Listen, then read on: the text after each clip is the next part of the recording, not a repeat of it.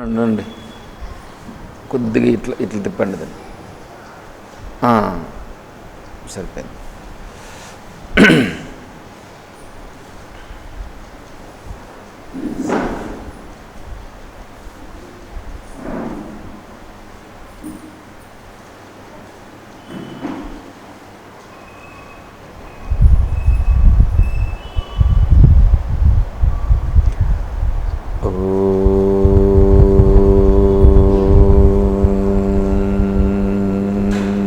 తత్సత్.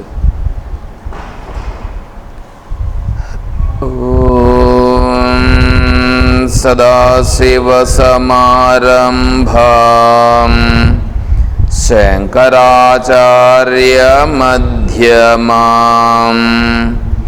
తత్వవిదానందపర్యంతం వందే గురుపరంపరాం. ఓం శ్రీ గురుభ్యో నమః. పూజ్య గురుదేవులు తత్వవిదానంద సరస్వతి స్వాముల వారి దివ్య చరణారవిందములకు ప్రణమిల్లుతూ పరిపూర్ణ పరబ్రహ్మస్వరూపులకు ప్రియాత్మ బంధువులారా, ఓం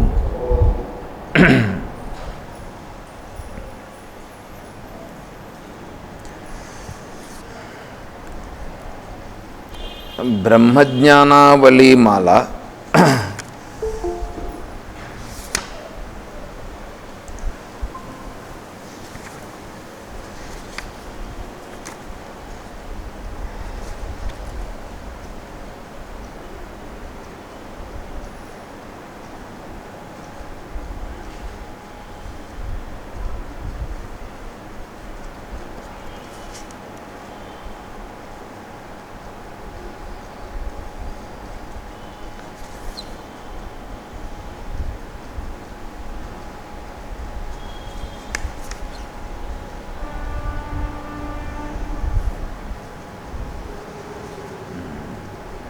ఆత్మస్వరూప వాక్యాన్ని స్వానుభక్తి వాక్యం.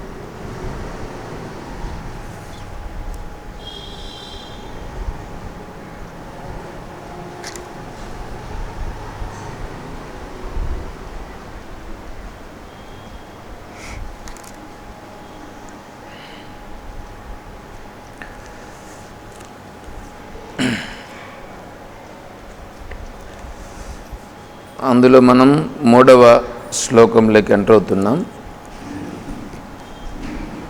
ఓం నిత్యశుద్ధ విముక్తోహం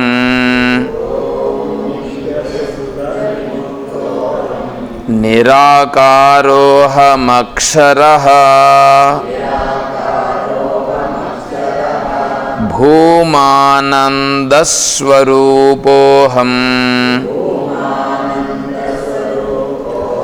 అహమేవాహమవ్యయః.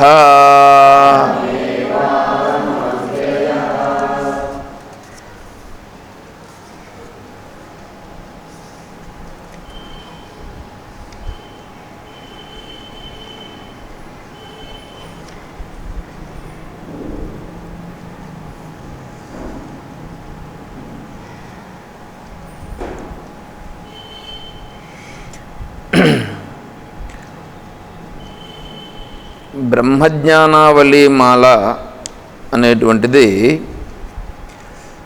ఇది ఎటువంటిదంటే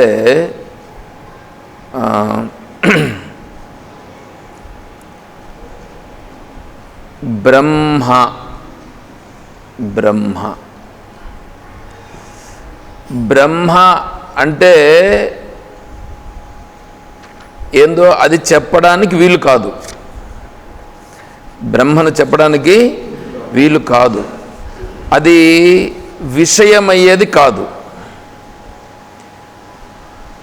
విషయము కానిది ఇప్పుడు మనకు విషయం. అంటే విషయము కాని విషయం.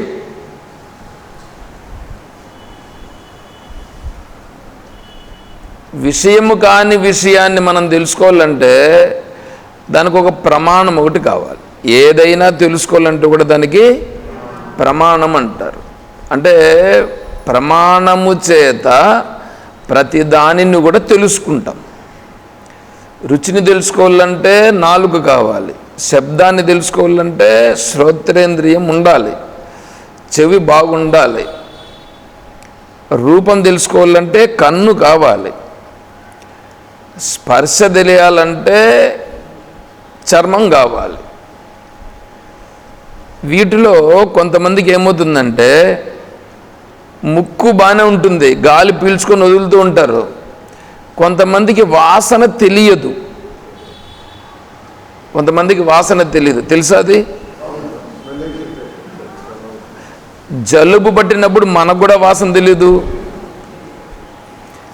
ఎందుకు అంటే అక్కడ వాసనను గ్రహించేటువంటి ఇంద్రియం ఉంది చూడండి, ఆ ఇంద్రియమునకు ఇది అడ్డుపడింది. ఆ తర్వాత కన్ను ఉంది కదా, ఇప్పుడు అద్దాలు వేసుకున్నాం, ఈ అద్దాలు వేసుకుంటే ఈ ల్యాప్టాప్ సక్రంగా కనిపించదు. పుస్తకంలో ఉండేది బాగానే కనిపిస్తుంది, మీ ముఖాలు బాగానే కనిపిస్తాయి. నాకు పుస్తకం కనిపిస్తుంది, మీరు కనిపిస్తుంటారు. ఈ ల్యాప్టాప్లో చూడాలంటేనే ఇట్లా చూడాల. అంటే ఏమైంది? ఈ కళ్ళు ఇప్పుడు స్పష్టంగా లేవు. స్పష్టంగా లేనప్పుడు ఎదురుగా ఉండేది స్పష్టంగా కనిపించదు. ఆ ఎదురుగా ఉండేది స్పష్టంగా కనిపించే దాని కొరకు ఇప్పుడు ఏం చేసినాం? అద్దాలు వేసుకున్నాం. అద్దాలు వేసుకుంటే ఇవి కనిపిస్తాయి కానీ కొన్ని కనిపించట్లేదు. అదేవిధంగానే భోంచేస్తాం. భోంచేస్తే ఒకప్పుడు ఏమనేవాళ్ళు అంటే రాళ్ళు తిని అరిగించుకునే వయసు అనేవాళ్ళు. ఇప్పుడేమిరా అంటే ఒక ముద్ద సంగటి తింటే, ఒక ముద్ద సంగటి తిని ఈ అమ్మగారు జావా తీసుకొస్తారు, దాన్ని తాగితే అది జీర్ణం కావడం. ఇప్పుడు మధ్యాహ్నం భోజనం చేయాలంటే కూడా వాళ్ళు తెచ్చాడు ముందర పెట్టేసిపోతారు, కానీ భోజనం చేసేదానికి ఆకలి అయితేగా. అంటే జీర్ణశక్తి తగ్గింది. ఇప్పుడు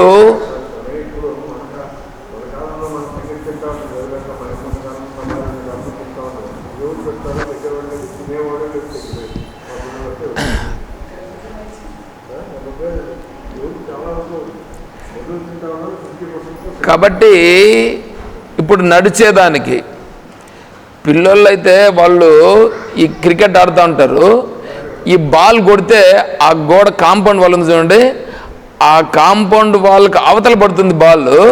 వీళ్ళు ఏం చేస్తారు తెలుసా? వీళ్ళు ఇట్లా తిరిగి వెళ్ళరు, ఆడ గోడ దగ్గర పోయి అట్లా పట్టుకొని అట్లా ఎక్కేసేసి వెళ్ళిపోతారు. నేను ఒకసారి మా హాస్పిటల్ దగ్గర ఒక చిన్న స్టెప్ ఉంటే, అంత హైట్ ఉంటే పరిగెత్తుకుంటూ వచ్చి ఎగిరి ఎక్కుదామని చెప్పి ఎక్కాను, మోకాలు తగిలింది. ఇట్లాంటి పనికిరాని పనులు చేయకూడదు అని అనుకున్నా. అంటే ఇప్పుడు ఏమవుతుందంటే దానికి సంబంధించినటువంటి ఆ ప్రమాణం అది సక్రమంగా లేకపోతే అది సక్రమముగా తెలియదు, అది స్పష్టం కాదు. కన్ను బాగుంటే అది తెలుస్తుంది, చెవి బాగుంటే బాగా వినిపిస్తుంది, నాలుగు బాగుంటే ఏదో రుచి అవుతుంది, పొట్ట బాగుంటే తిన్నది జీర్ణం అవుతుంది. అంటే ఇవన్నీ ప్రమాణములు, ఇవన్నీ ప్రమాణం కదా. ఇవన్నీ బాగుంటే ఓకే, ఇవేమో పని చేస్తే బాగానే ఉంది, తెలుస్తుంది. కానీ ఈ ప్రపంచంలో ఉండేటువంటి దానిని ఇది ఏంది, ఇదంతా ఎలా వచ్చింది, ఏంటి అనేటువంటి విషయం ఇప్పుడు తెలుసుకోవాలి ఒకటి. రెండవది నేను ఎవరు అనేది తెలుసుకోవాలి. ఇది ఎందుకంటే రెండు అంశముల చేతని ముడిబడి ఉంది మొత్తం సకల జగత్. నేను నాది, నేను నాది. చూసుకోండి కావాలంటే. నేను ఈ పనులన్నీ చేస్తున్నది ఎవరు? నేను. అనుభవిస్తున్నది ఎవరు? నేను. వీళ్ళంతా ఎవరు? నాకు సంబంధించిన వాళ్ళు. వాళ్ళెవరు? నా వాళ్ళు కాదు. చూడండి, నాది, నేను, ఇవి రెండింటి చేతనే ఈ సకల సృష్టి జరుగుతూ ఉంది. ఈ నేను నాది రెండు పోతే కానీ యథార్థం తెలియదు. యథార్థము తెలీదు. ఈ నేను నాది పోవాలంటే ఎట్లా పోతుంది? అది పోయేది కష్టం. అది పోవాలంటే శాస్త్ర ప్రకారం చెప్పాలంటే ముందు శాస్త్రం చెప్పి మళ్ళీ దాన్ని మనం అన్వయం చేసుకుంటాం. ఇప్పుడు నేనేమిటో అదేమైందంటే దానిని సత్వరజస్తమో గుణాలని 3 గుణాలు ఉన్నాయిగా. ఈ తమో గుణం అనేటువంటిది వచ్చి ఏం చేసిందంటే ఆవరించేసింది. మొదట తమో గుణము ఆవరించింది. రజోగుణం అప్పుడు వచ్చి ఏం చేసిందంటే ఈ మజ్జిగ కవ్వం చిలుకుతా చూడండి, అలా మనలో చర్నింగ్ మనలో రజోగుణం యొక్క ప్రభావం పడి విక్షేపం కలుగుతుంది. విక్షేపం కలిగిన తర్వాత సత్వగుణం వచ్చి ఏం చేస్తుందంటే అప్పుడేది ఉంటే దాన్ని తెలియజేస్తుంది. ఇప్పుడు చూడండి, ఈ శరీరం అనేది ఉందా మనకి? ఈ శరీరం అనేటువంటిది తమో గుణాంశం. ప్రాణం రజోగుణం, సత్వగుణం తెలుసుకునేటువంటి తెలివి అనేటువంటి దాన్ని మీరు ఏం చేస్తారంటే నేను చెప్పేది బాగా అర్థం చేసుకోండి. నేను నిదానంగా చెప్తా. ఎందుకంటే ఎక్కడన్నా ఒకవేళ ఇప్పుడు స్వామీజీ క్లాసులు పెట్టారనుకోండి, కాకినాడలో అయితే 15 రోజులు క్లాసు పెడతారు. ఇప్పుడు అమెరికాకు పోయినాడు, 1.5 నెల కోర్స్ వాళ్ళకి. అది 1.5 నెల కోర్స్ జరుగుతూ ఉంటుంది అక్కడ. ఈ 1.5 నెల అయిపోతే మళ్ళీ వేరే కోర్సు వస్తుంది. మళ్ళా దీంట్లో వారం రోజులకు ఒక కోర్సు, మళ్ళీ ఇట్లా కంటిన్యూషన్ కూడా దానికి కూడా ఉంటుందన్నమాట. సరే, ఇప్పుడు నేను ఎందుకు చెప్తున్నానంటే మనం అట్లా కోర్సులు పెట్టుకోవట్లేదు, ఒక టైం లిమిట్ అనేటువంటిది మనం పెట్టుకోవట్లేదు. కాబట్టి ఇప్పుడు ఏమవుతుంది, కంటిన్యూగా మనం చెప్పుకోవచ్చు. కాబట్టి స్లోగానైనా మనకు కావాల్సింది ఏంటంటే విషయము తెలియుట. విషయం తెలియాలి. విషయము తెలియకుండా ఎంత తెలిసినా ప్రయోజనము లేదు. కాబట్టి చిన్నగానే తెలుసుకుంటూ పోదాం, మనకేం అర్జెంట్ ఏం లేదు ఇప్పుడు ఇక్కడ. సరే, ఇప్పుడు ఈ నేను అనేటువంటి అందా చూడండి, నేను అనేటువంటిది ఏది ఉందో దానిని ఈ తమోగుణమైనటువంటి శరీరం రూపంగా వచ్చి అడ్డుకున్నది. శరీర రూపంగా వచ్చి అడ్డుకున్నది. ఈ తమోగుణాంశం వచ్చి అడ్డుకున్నది. ఈ గోడ ఉంది చూడండి, గోడ ఏం చేస్తుంది? ఆ పక్కన దాన్ని కనిపించేట్లు చేస్తుందా? గోడ కనిపించేట్లు చేయదు. గోడ తమోగుణం. ఈ పక్క నుంచి ఆ పక్కది కనిపించదు, ఆ పక్క నుంచి ఇటువైపుది కనిపించదు. అలాగ తమోగుణం అనేటువంటిది ఏది ఉందో అది అక్కడే ఉంది. ఏదైతే సత్యమైనది ఉందో అది అక్కడే ఉంది. దాన్ని తెలియనిది ఇది. ఈ తమోగుణం. రజోగుణం ఏం చేస్తుంది తెలిసిన? మీకు పొద్దున్నే లేచిన తర్వాత ఇవన్నీ వస్తాయి. ఇప్పుడు మీకు శరీర భావన వచ్చిన తర్వాత మీరేమవుతారు? శరీర భావంతో కదా మొత్తం వచ్చేస్తున్నారు. శరీర భావన ఉంది అంటే తమో గుణం ఉంది అని అర్థం. శరీర భావనతో మనం చేస్తున్నామంటే తమో గుణం ఉంది అని అర్థం. తమో గుణం ఏం చేస్తుంది? మీకు ఒకటే చెప్పాను, తమో గుణం అనేటువంటిది ఏంటి? గోడ. తమో గుణం అంటే మీరు గుర్తుపెట్టుకోండి, తమో గుణం అంటే ఏంటి? గోడ. గోడ ఏం చేస్తుంది? కనిపించలేదు, తెలియలేదు. ఈ తమో గుణం అనేటువంటిది ఏదైతే సత్యమై ఉన్నదో దాన్ని తెలియనేట్లేదు. తర్వాత రజోగుణం అనేది ప్రాణం. ప్రాణం ఏం చేస్తుందంటే నువ్వు ఏ పనన్నా చెయ్యి, అదంతా రజోగుణం. ఈ పని ఆ పని నేను చెప్పట్లేదు, ఏ పనన్నా చెయ్యి అదంతా రజోగుణం. ఈ రజోగుణము ప్రపంచంలో పనులు చేస్తుందా, లేకపోతే వెనకాల ఉండేదాన్ని తెలుసుకునే దానికి ప్రయత్నం చేస్తుందా? ప్రపంచంలో ఉండేదానికే తెలుసుకునేటట్లు పనిచేస్తూ ఉంది. తరువాత నీకు తెలివి, మనస్సు ఉంది కదా, ఈ మనస్సు అనేటువంటిది తెలివి. మనస్సు చేసే పని తెలుసుకునే పని, మనస్సుకు తెలుసుకునే పని. ఇది తెలుసుకుంటా ఉంది కదా, ఇది దేన్ని తెలుసుకుంటా ఉంది? బయట ఉండేదాన్ని తెలుసుకుంటా ఉంది. మొదటిదేమో అడ్డుపడిపోయింది గోడ, రెండవదేమో చిలికి బయట పంపించేస్తూ ఉంది. ఎంతసేపు అయినా మీకు చూడండి, మీరు సైలెంట్గా కూర్చోగలరా, బయట వెళ్ళగలరా? బయట వెళ్ళగలిగితే మీకు హ్యాపీగా ఉంటుంది. ఒక జాగాలో కూర్చొని ఉంటే హ్యాపీగా ఉండలేరు, అసలు ఉండలేరు. ఇప్పుడు మీకు తెలివి పనిచేస్తూ ఉంది, కానీ దేనిని తెలుసుకుంటా ఉంది? నిన్నుగా తెలుసుకుంటా ఉందా, లేకపోతే బయట విషయాలు తెలుసుకుంటుందంటే బయట విషయాలు. ఆ తెలివి మనస్సు జ్ఞానేంద్రియాలతో, కర్మేంద్రియాలతో, శరీరంతో బయట విషయాలను తెలుసుకుంటుంది. అవునా? ఇప్పుడు నీకు నిన్ను నీవుగా తెలియనీయకుండా చేస్తూ ఉండేది ఏది? ప్రశ్న నేను అర్థమైందా మీకు? ఏవి చెప్పండి. ఓకే, అదొకటేనా?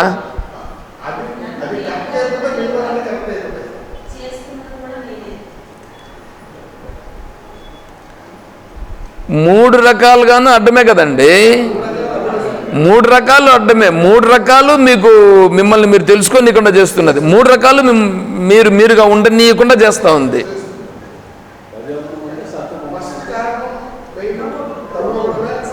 అవును, ఫస్ట్ తమో గుణము అడ్డుపడిపోయింది, రజోగుణము అడ్డుపడిపోయింది, సత్వగుణం కూడా.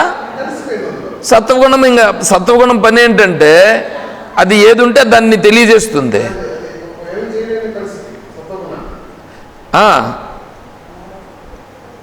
ఎందుకంటే రజోగుణం తమో గుణం యొక్క పరిస్థితి ఉంది కాబట్టి ఏది ఉంటే దాన్ని తెలియజేస్తుంది. చూడండి ఇప్పుడు ఎలా ఉందో. అంటే ఇప్పుడు ఏం చేయాలి?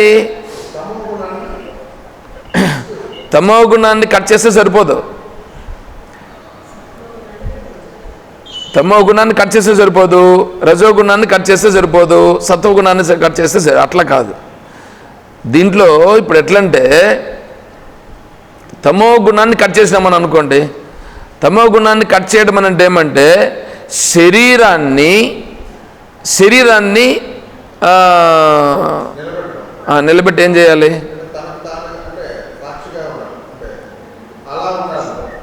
శరీరం పెట్టినాము, అట్లా పెట్టినాం. నువ్వు ఏం పని చేయకుండా కూర్చోగలవా? కూర్చోలేవు. ఏం పని చేయకుండా కూర్చోలేవు. సరే పోనీ, అప్పుడు మనస్సు ఉంది, తెలుసుకుంటుంది. పోనీ అది తెలుసుకోగలదు. ఇప్పుడు కూర్చొని పెట్టినా కూడా తెలుసుకోగలదా?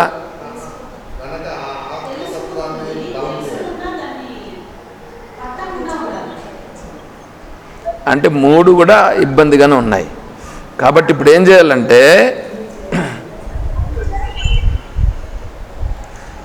చేయాలంటే మూడింటిని మూడింటిని దీనికి సరిపోయేటట్లుగా మలుచుకోవాలి. మూడింటిని మలుచుకోవాలి. ఒక్కదాన్ని మలిస్తే సరిపోదు. ఒక్కదాన్ని మలిచి కొంతమంది ఏం చేశారంటే శరీరాన్ని నిలబెట్టేశారు. ఈ మహర్షులు ఉన్నారు చూడండి, మహర్షులుగా ఉండేవాళ్ళు మీరు చెప్పినట్లు మీ సిద్ధాంతాన్ని వాళ్ళు పట్టుకొని వెళ్ళిపోయి ఏం చేశారంటే కూర్చుండేసినారు. తపస్సు చేసుకుంటూ కూర్చుండేసినారు. తపస్సు చేసుకుంటూ కూర్చుండేసి ఏమైందంటే వీళ్ళు తపస్సులో ఏకాగ్రత వచ్చిందే కానీ మనస్సులో ఉండేటువంటి ఆలోచనలు పోలేదు. మనసులో ఉండే ఆలోచనలు పోలేదు. దీనికి ఒక కథ చెప్తారు. ఏమిటంటే ఒక మహాత్ముడు తన శిష్యుని పిలిచి, రే నేను ధ్యానానికి పోతున్నాను, వెంటనే కాఫీ తీసుకురాపో, నేను కాఫీ తాగేసి ధ్యానం చేసుకునేదానికి కూర్చుంటాను అన్నాడు. సరే ఈయన ధ్యానం రూమ్లోకి వెళ్ళాడు. వెళ్ళి ధ్యానం చేసేదానికి కూర్చున్నాడు. వాడు కాఫీ తేలా ఎంతసేపటికి. సరే ధ్యానం చేసుకుందామని కూర్చున్నాడు. సమాధిలోకి పోయినాడు. సమాధి స్థితిని చెందిపోయినాడు. సమాధిలో నుంచి రాల ఆయన. 2 రోజులు అయిపోయింది. ఒక్కోసారి అట్లా కూడా అవుతుంది. ఈ యోగుల సమాధి అంటారు దీన్ని. 2 రోజులు సమాధిలో ఉండిపోయినాడు. 3వ రోజు సమాధిలో నుంచి బహిర్ముఖంగా చిన్నగా దిగి వచ్చినాడు. కండ్లు తెరిచి అనిన మాట ఏం తెలుసు అతను, రే ఎవరు వాడు కాఫీ ఎందుకు తేలేదు ఇంకా అని అన్నాడు. తెల్లేదు. ఎందుకంటే వీడు ఇప్పుడు సమాధిలోకి పోయినాడు, కానీ ఎందుకు పోయినాడు సమాధిలోకి, ఎక్కడ పోయినాడు సమాధిలోకి అనే విషయం వాడికైనా తెలిసిందా? వాడికి తెలియదు. అంటే మనసులో ఉండే భావాలు పోలా, పోయి కూర్చున్నాడు అంతే. కూర్చుంటే మాత్రం గమ్మున సమాధిని చెందిపోయినాడు. ఏంటి ప్రయోజనం దీనివల్ల?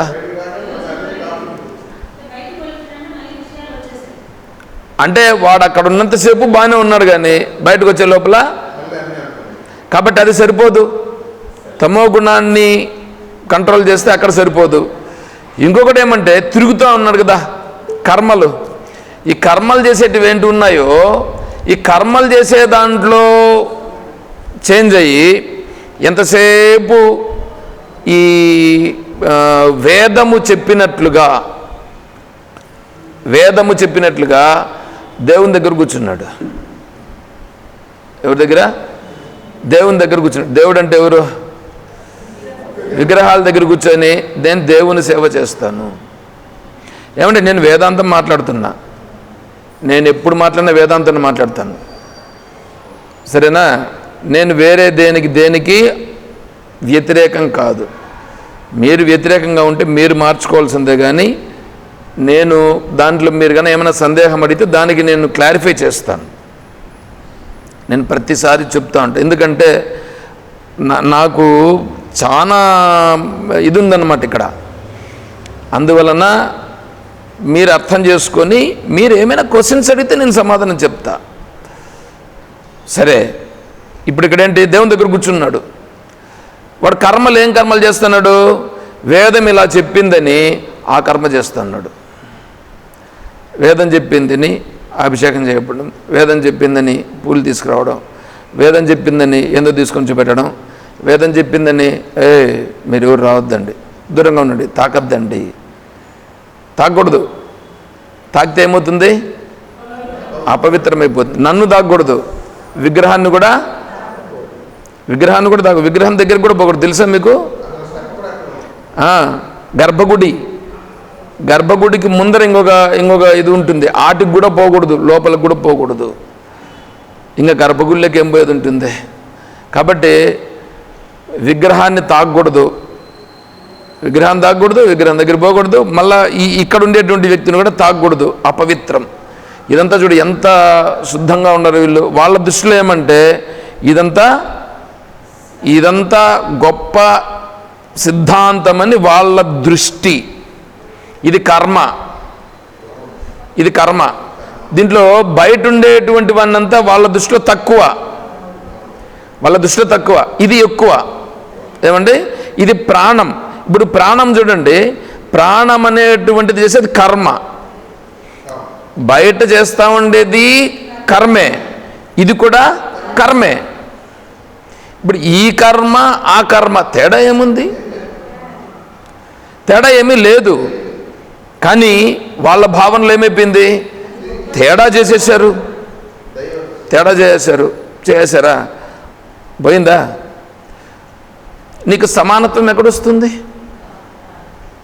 రాలేదు. అంటే కర్మ కూడా వేరు చేసేసింది. తర్వాత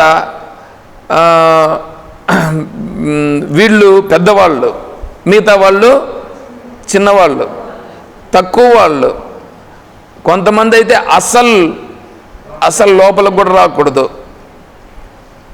కొబ్బరికాయ తీసుకొని వస్తారు కొంతమంది, కొబ్బరికాయ కూడా మీరే కొట్టుకోండి అక్కడ బయట, అంతే. ఇటువంటివన్నీ ఇప్పుడేమవుతున్నాయి?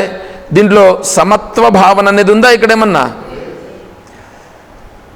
ప్రాణమునకు ఆ తేడా ఉందా? ప్రాణమునకు తేడా లేదు. అంటే వీళ్ళు ఆ స్థాయికి కూడా ఎదగలేదు.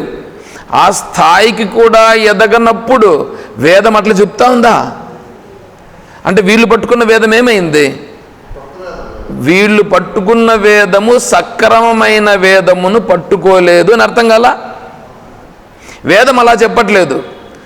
అజే సామ్యేతు ఏ కేచిత్ భవిష్యంతి సునిశ్చితాః తేహి లోకే మహాజ్ఞానాః తచ్చలోకో నగాహతే. తర్వాత విద్యా వినయ సంపన్నే బ్రాహ్మణే గవిహస్తిని సునిచైవ స్వపాకే చ పండితాః సమదర్శనః. సమ ఉందా?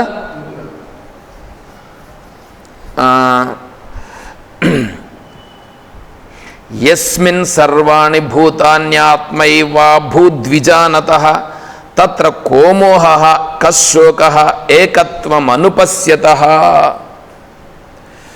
ఇది ఉపనిషత్. యస్మిన్ సర్వాణి భూతాన్ని, సర్వభూతములు యందు ఏకత్వమును చూచినప్పుడు, ఏకత్వము చూస్తూ దీంట్లో ఉంటే వాడికి మోహం ఎక్కడుంది? తత్ర కోమోహ, మోహం ఎక్కడుంది? కశోక, శోకం ఎక్కడుంది? మోహము ఉండదు, శోకము ఉండదు. అప్పుడు వాడిని కించపరచుట కానీ ఇంకొకరిని పైకి పెట్టుడు కానీ ఏమన్నా ఉంటుందా? లేదు. అవును, అప్పుడు జీవత్వ భావానికి వస్తున్నాడు. అంటే ఇప్పుడు ఈ కర్మ ఏమైపోయింది? నిన్ను వేరు చేసేస్తుందిగా, నిన్ను వేరు చేసేస్తుంది. తర్వాత తెలివి చెప్పమంటారా? ఏమండి, డిగ్రీ చదివిన వ్యక్తి ఏమీ చదువుకోనటువంటి వాళ్ళ అత్త కూతుర్ని పెళ్లి చేసుకోగలడా? అతను చదివింది డిగ్రీనే, వాళ్ళ అత్త కూతుర్ని పెళ్లి చేసుకోగలడా?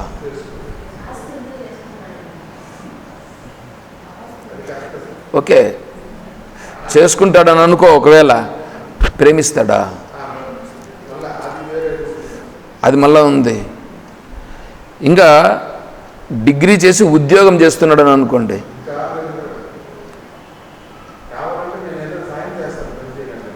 ఓకేనా? అంటే అభిప్రాయం ఏం ఏర్పడుతూ ఉంది? దూరం అవుతా ఉందా, దగ్గర అవుతా ఉందా? దూరం అయిపోతా ఉంది. ఎలా దూరం అవుతా ఉంది? ఈక్వాలిటీ వాళ్ళకు సంబంధించిన వాళ్ళ అత్త కూతురునే చూడట్లేదు వాడు. ఎంత దూరం అయిపోయాడు. తర్వాత పిహెచ్డి చేశాడు. పిహెచ్డి చేస్తే ఇంకెట్లుంటుంది చెప్పండి? 10th క్లాస్, ఒకవేళ 10th క్లాస్ కూడా చదువుకునింది అనుకోండి వాళ్ళ అత్త కూతురు, చేసుకోగలడా? చేసుకోడు. ఎందుకు? లేదు. వాడికి ఏముంది? ఇప్పుడు వాడి బుద్ధిలో పిహెచ్డి ఉంది, ఆమె బుద్ధిలో